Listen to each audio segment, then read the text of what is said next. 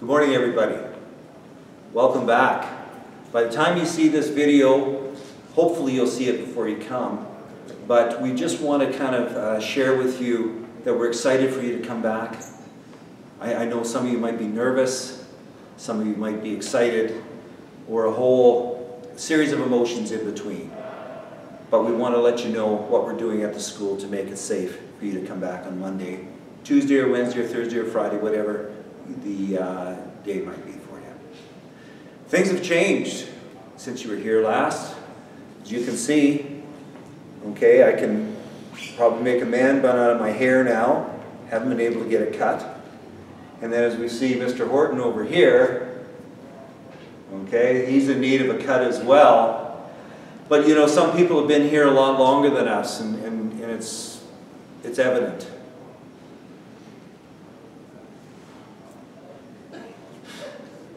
So even though our hair may have gotten longer, some things haven't changed. Look out front here. Look at Mr. Campbell. Still looking for some students to wave to. And here comes Mr. Horton, dressed like a student at school here. The old white sweater.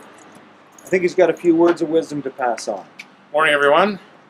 So a couple of things that we want to share with you before you come in is some things we want you to bring to school.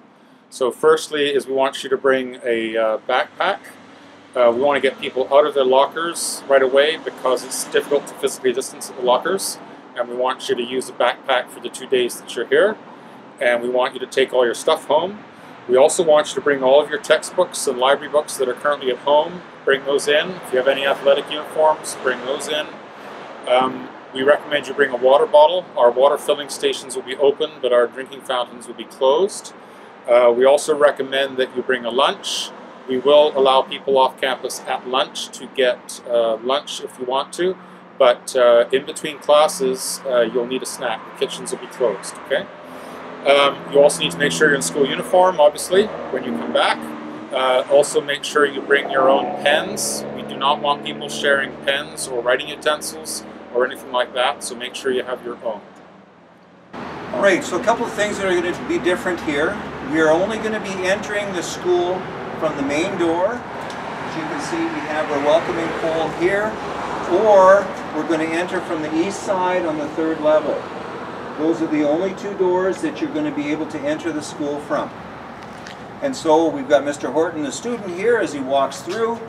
He's making sure that he's physically distanced from the person in front of him, and he's going to enter the school and go to get his hands sanitized.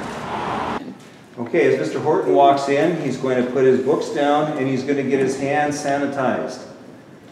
So there'll be an administrator at each door, okay, where you can sanitize your hands. And then Mr. Campbell's going to ask him a few health questions. Mr. Horton, do you have a sore throat? No, not today, no. A cough? No. Fever?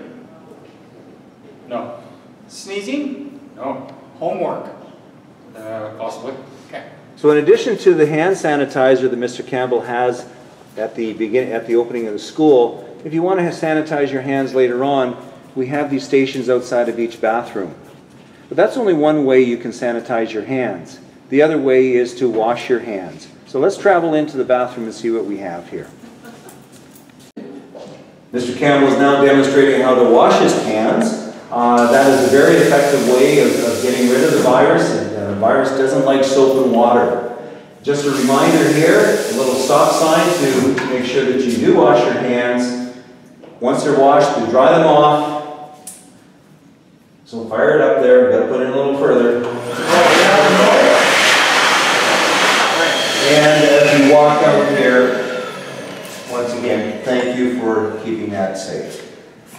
As Mr. Horton mentioned earlier, the water fountains have been disabled here with very high-tech plastic to prevent you from spreading the virus through droplets of water. However, the water filler sites are open. You're going to need to bring a water bottle, as he mentioned before, and we can fill up those water bottles and you'll have water for the day. So as you move around the school, it is very important that we maintain the physical distancing that's being asked of us. This is one big reason why we're back in school for the next 2 weeks, is to start practicing this in a school environment in preparation for September. So we have these signs here to remind everyone in the public areas, and when we go up and down the stairs or through a set of doors, if you can just remember 2 words, keep right. So as you go up the stairs or go through a double doors, if you stay right, and that way everyone can keep their distance in those locations. So I've indicated the stairwell direction with yellow arrows here on the floor, and as we go up the stairs, we're just going to make sure that we're on the right-hand side going up, and the people coming down are on the right-hand side, which is my left. And then everyone will be spaced out nicely. Stop there, young man. Turn around. What's with that sweater? Hey, it's cold. I don't care. Take it off.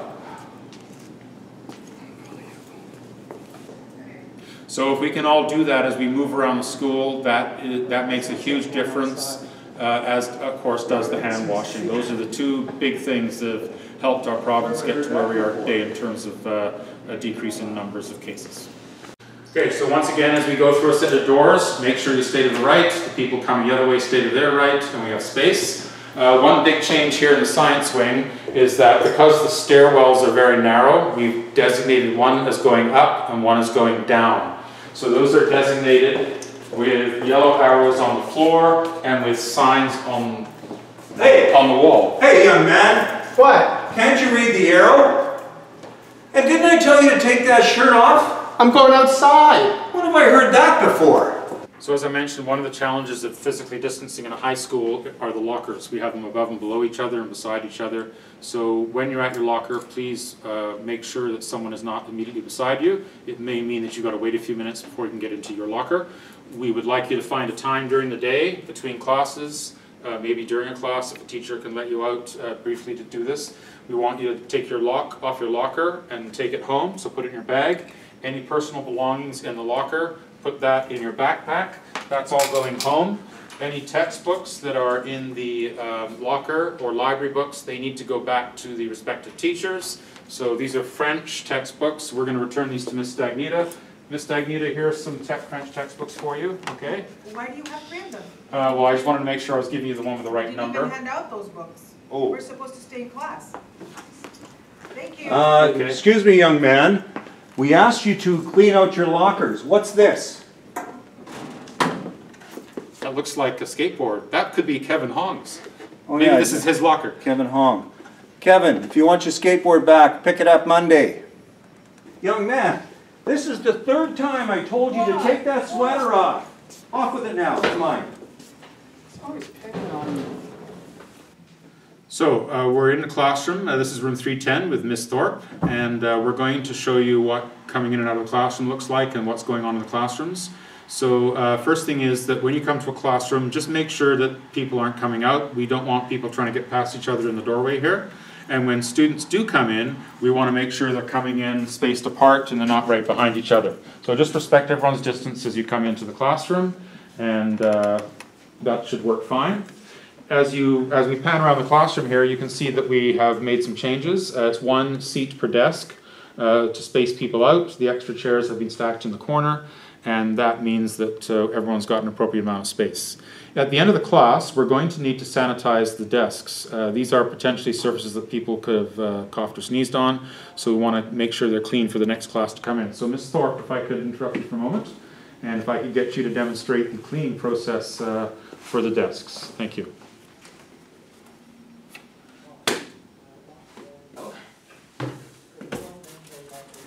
And try not to spray the students. Sorry. Okay. This is my first go. This is Okay, my first all right, go. I'll be better okay. this time. Okay. That's what happened to my hair. There we go. Chair 2, John. Chair 2, John. Excuse me, young man. How many sweaters do you have? I'm going skateboarding. That's what they all say. Some of you have been asking questions about, do I have to wear a mask or not? No, you don't have to wear a mask, but if it makes you feel more comfortable wearing one, please wear a mask and please do so. Okay, as you can see, we've got lots of stuff from the Lost and Found out on the table on the 2nd floor.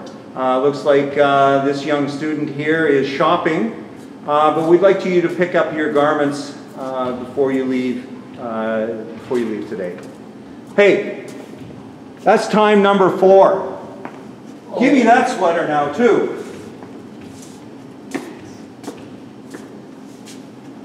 By the way, this is your sweater. It has your name in it. Please wear it. We really look forward to seeing you back next week. So a lot of work's gone into making the school safe for the students who are coming back in for the next 2 weeks. We've implemented all of the precautions that have been required of us by the Ministry of Education, the Ministry of Health, and WorkSafe BC.